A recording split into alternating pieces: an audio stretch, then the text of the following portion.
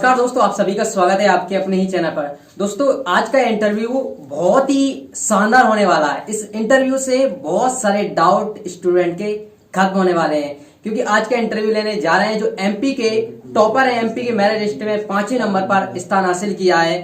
तो उनका हम इंटरव्यू लेने जा रहे हैं। उनसे पता चलेगा कि उन्होंने ये उपलब्धि हासिल करने में कितनी मेहनत करी।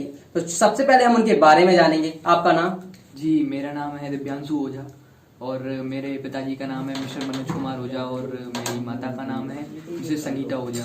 और मैंने ये 99.3% हासिल की है और एमपी मेरिट लिस्ट में मेरा नाम आया। मुझको बहुत खुशी है और परिवार वालों को भी और स्कूल को भी, स्कूल के सर को भी, स्कूल के सर जो मेरे क्लास टीचर रहे हैं और जो मेरी मैम है प्राचार्य प्रिंसिपल, उनको भी बहुत खुशी है और मुझको भी मेरे रिलेशनशिप में भी मुझको बहुत बधाइयाँ दी और मेरे पापा भी बहुत खुश हैं और मैं भी बहुत खुश हूँ। सही कहा आपने। एमपी के मेरिट लिस्ट में आना हर स्टूडेंट का ख्वाब होता है, ड्रीम होता है, वो आपने हासिल किया है। और जो अब एक नेक्स्ट क्वेश्चन है जो हर स्टूडेंट का डाउट रहता है कि आपके हर सब्जेक्ट में अच्छे मार्क्स आए हैं, तो सब्जेक्ट चुनने के लिए हमें क्या देखना चाहिए? जैसा कि आपके मैथ में 100 मार्क्स हैं, तो आप अभी बायोलॉजी ले रहे हैं, तो जैसा देखा जाता है हर स्टूडेंट को अगर मैथ में अच्छे नंबर आते हैं तो मैथ सब्जेक्ट को वो ज्वाइन करता है। तो आप बायोलॉजी सब्जेक्ट को ज्वाइन कर रहे हैं 11वीं क्लास में, इसका कोई रीजन और स्टूडेंट को भी बताना चाहेंगे जो अपने हिसाब से किस सब्जेक्ट को चुने? जी, मेरे मैथ्स में 100 मार्क्स हैं। मेरा ये मैं बायोलॉजी लूँगा 11th में। मेरा ये रीज़न है कि जो बायोलॉजी में लूँगा उसमें मेरा ये अगर मेरे 98 हैं, अगर मेरे 88 भी आते तो भी मैं बायो लेता, क्योंकि मेरा उसमें इंटरेस्ट है। मैं उसमें पढ़ाई करना चाहता हूँ, मैं उसमें आगे की बातों को जानना चाहता हूँ। क्या साइंस क्या अपना मैटर और क्या साइंस से चीज़ें विकसित हुई हैं, ये जो टेक्नोलॉजी है वो साइंस से ही विकसित हुई है। तो मैं उनको जानना चाहता हूँ कि कैसे साइंस बनी, कैसे ये टेक्नोलॉजी बनी। तो जो भी चीज़ें इनका आंसर देंगी वो साइंस ही सब्जेक्ट है और मेरा उसमें इंटरेस्ट है, तो मैं उसको ज्वाइन करूँगा और इसलिए मैं उसको ज्वाइन करना चाहता हूँ। तो बहुत ही शानदार जवाब। इससे आप सभी स्टूडेंटों के डाउट क्लियर हो गए होंगे। जो आपका इंटरेस्ट है, जिस चीज में इंटरेस्ट है, आप उसे ही फॉलो करें, ना किसी दूसरे को देखकर आप उस चीज को फॉलो करें। तो आपकी अभी वर्तमान में परसेंट कितनी बनी है, हमारी ऑडियंस जानना चाहती है।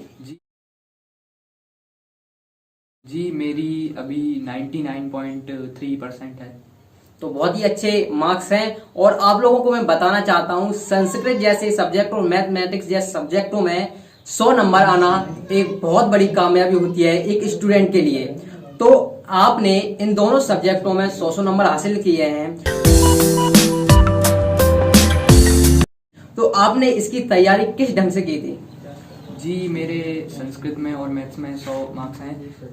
मैंने मैथ्स में क्वेश्चंस का, एक्सरसाइजों का बार बार रिवीजन किया था। जो स्कूल से मुझको मैथ्स और संस्कृत में वर्क मिलते थे उनका भी रिवीजन किया और उनको सॉल्व करके उनका रिवीजन किया। और जो हमारा आगे का, अगर हमने एक एक्सरसाइज सॉल्व की है तो उसका ही रिवीजन हमको ऐसे तरीके से होना चाहिए कि वो हमको मेन एग्जाम तक कोई प्रॉब्लम्स ना दे। उसका ऐसा रिवीजन होना चाहिए और जब भी हमको आगे एक्सरसाइजों पे बढ़ना चाहिए। तो मैंने ऐसे रिवीजन्स किए और जो संस्कृत के चैप्टर्स हैं वो भी जो हमारी स्कूल की मैम है उनने हिंदी में ट्रांसलेट अनुवाद करके बहुत अच्छे चैप्टर्स को समझाया, जिससे हमको क्वेश्चंस याद करने में और ओटी वगैरह और ये रिक्त स्थान इनको याद करने में ज़्यादा परेशानी नहीं हुई, क्योंकि उन्होंने हमको हिंदी में ट्रांसलेट अनुवाद करके हमको बताया कि कैसे संस्कृत का चैप्टर्स। और मैथ में भी हमने बहुत रिवीजन किया और एक्सरसाइजों का रिवीजन ऐसे किया कि वो कभी अपने मेन एग्जाम तक डाउट न दे हमको। तो बहुत ही शानदार जवाब। और एक और जो स्टूडेंट गलती करता है 10th क्लास में आने पर और 12th क्लास में आने पर, वो गलती है जो आपके स्कूल में पेपर लिए जाते हैं, जैसे कि सरकारी स्टूडेंट होता है वो ना तो त्रैमासिक पेपर लेता है, ज्वाइन करता है, ना हाफ ईयरली पेपर लेता है, ना अर्धवार्षिक, जितने भी पेपर होते हैं उनको ज्वाइन नहीं करते कुछ स्टूडेंट। तो इससे क्या स्टूडेंट को लॉस होता है या हानि है, फिर इससे कुछ उन्हें फायदा ही होता है, इसके बारे में आप बताना चाहेंगे? नहीं, ये आप हाफ ईयरली और प्री बोर्ड एग्जाम्स और ये जो पहला ये हमारे स्कूल में ये पेपर कराते हैं स्कूल के स्टाफ्स। इस पेपर को हमको देना चाहिए, जरूर देना चाहिए, क्योंकि हम जो पढ़ रहे हैं, आप ये कहेंगे कि नहीं 10th है, 10th में तो हम कोचिंग करेंगे और घर पे हम पढ़ेंगे और सब पढ़ेंगे और फिर मेन पेपर देंगे हमारा। तो ऐसा नहीं है कि क्योंकि ये जो हमारे पेपर हैं हाफ ईयरली प्री बोर्ड, इनको देना चाहिए। आपके उसमें भले ही अच्छे मार्क्स ना आए, आप उससे निराश ना हो, आपके अच्छे मार्क्स ना हो तो आप उससे निराश ना हो। हमको ये पता चलेगा कि हम गलती कहाँ पे कर रहे हैं, हमारे डाउट्स कहाँ पे हैं, हमको किस सब्जेक्ट में इम्प्रूव होना है और किस सब्जेक्ट में हम अच्छा कर रहे हैं। तो उससे हमको ये पता चलेगा, तो हम हमारे स्कूल के टीचर्स से ये जान सकेंगे कि हम उस सब्जेक्ट में, हम उस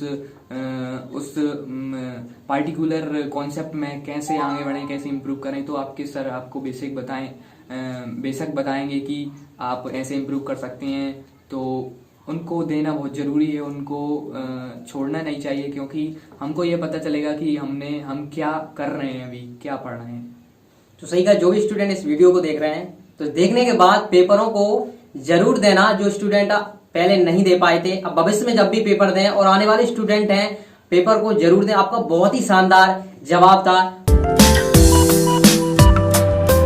और एक और सवाल है जो स्टूडेंट हमेशा अक्सर पूछते हैं, क्या परसेंट के लिए राइटिंग मैटर करती है क्या?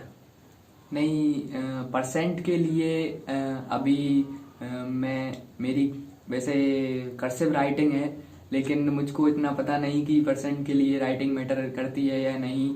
आप बिल्कुल इरेक्ट जो राइटिंग होती है किसी बच्चों की, उनसे भी आप नंबर ला सकती हैं, लेकिन आपको बोर्ड पेपर में ऐसा लिखना चाहिए कि जो वो क्वेश्चन पूछ रहा है उसका पूरा जवाब, चाहे वो 2 लाइन में हो, चाहे वो 10 लाइन में हो, लेकिन उसका सटीक जवाब, और अच्छा एग्जामिनर को ऐसा लगे कि हाँ ये बच्चे ने लिखा है तो ये बच्चा उसके बारे में कुछ जानता है, और आपने पूरा उसका अच्छा जवाब दिया है, सटीक आंसर दिया है जो उसमें पूछा है, तो वो एग्जामिनर आपको बेशक नंबर देगा पूरे में से पूरे। हाँ सही है, सही ढंग से अगर आप पेपर में लिखेंगे तो आपको नंबर बिल्कुल भी नहीं कटेंगे, आपके बिल्कुल भी नंबर नहीं कटेंगे। शानदार जवाब दिया कि राइटिंग अगर आपकी अच्छी नहीं है तो आप अच्छी तरीके से लिख सकते हैं और आपको फुल मार्क्स देगा जो एग्जामिनर है।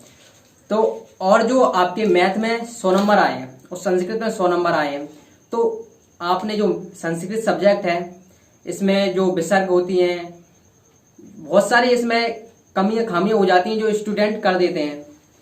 क्योंकि मैं भी एक स्टूडेंट रहा हूँ, मेरे भी 80 नंबर हैं, उसमें मैंने बहुत गलतियां की थी, मेरे मार्क्स कट गए थे इसमें, ठीक है। तो इसी वजह से, और जो मैथ सब्जेक्ट है, मैथ में भी मैथ की तैयारी एक स्टूडेंट किस ढंग से करे और एग्जाम में मैथ के पेपर को किस ढंग से, मतलब कि अगर वो कुछ भूल जाता है तो उस भूलने पर वो वहां पर उस सवाल को पूरी तरीके से सही कैसे कर पाए, ये आप बताना चाहेंगे? क्योंकि मैथ सब्जेक्ट में हर किसी को डर लगता है। जी, मैं पहले संस्कृत का ऐसे बताना चाहूँगा कि मैंने पहले भी बताया आपको कि आप जो पेपर देते हैं हाफ ईयरली और प्री बोर्ड, उनमें आपकी जो गलतियाँ हो रही हैं, वो कोई से भी सब्जेक्ट, आप संस्कृत नहीं कोई से भी सब्जेक्ट, आपकी जो गलतियाँ हो रही हैं उनको इम्प्रूव करें, उनको मैम से पूछें, मैम या सर से कि मैम हमारी यहाँ पे गलती हो रही है, हम इसको कैसे इम्प्रूव करें। तो आपकी मैम बताएंगे, सर बताएंगे कि आप ऐसे इम्प्रूव कर सकते हैं। तो आप जो गलती कर रहे हैं हाफ ईयरली या प्री बोर्ड किसी भी पेपर में आपका जो स्कूल में होता है, तो उस गलती को आप बार बार पढ़िए, क्या गलती हो रही है उसको सुधारिए, और ऐसे सुधारिए कि और उसको बार बार लिख के देखिए। अगर संस्कृत के निबंध हैं, एप्लीकेशंस हैं, कुछ श्लोक हैं, तो आप उनमें गलती कर रहे हैं तो आप उनको बार बार लिख के देखिए और उसको ऐसे सुधारिए कि आपका जो मेन एग्जाम है वहाँ तक उसमें कोई डाउट ना हो।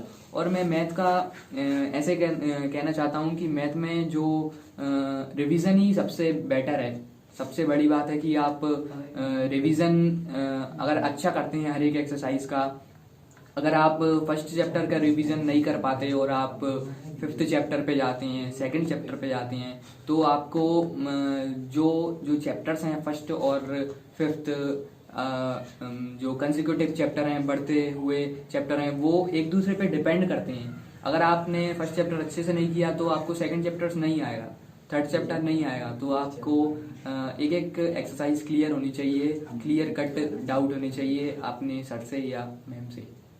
तो बिल्कुल शानदार जवाब, सही कहा है। क्रमबद्ध ज्ञान को ही विज्ञान कहते हैं। तो इसी हिसाब से अगर मैथ को आप सही ढंग से प्रॉपरली तरीके से करेंगे, मतलब कि क्रमबद्ध तरीके से करेंगे, तो आप मैथ में भी ओजा की तरह 100 में से 100 मार्क्स ला सकते हैं। तो आपका फेवरेट सब्जेक्ट कौन सा है? जी, मेरा फेवरेट सब्जेक्ट साइंस है और मैं आगे चल के भी साइंस की चीज़ों को जानना चाहता हूँ और मैं 11th में बायो लेना चाहता हूँ। तो आप यहाँ से सीख भी सकते हैं, क्योंकि इनके मैथ में 100 नंबर आए हैं और ये बायोलॉजी ले रहे हैं। तो आप यहाँ से एक बात जरूर सीख के जाएंगे, आज 100% गारंटी लेता हूँ मैं। तो आपका क्रिकेट में सबसे फेवरेट खिलाड़ी कौन सा है? जी, मेरा क्रिकेट में सबसे फेवरेट खिलाड़ी विराट कोहली है। उसका भी एक राज है, क्योंकि उसने बहुत मेहनत करके ये उसका जो मुकाम है, वर्ल्ड का नंबर 1 क्रिकेट प्लेयर है, उसने ये अपना नाम बनाया और उसने भी बहुत मेहनत की।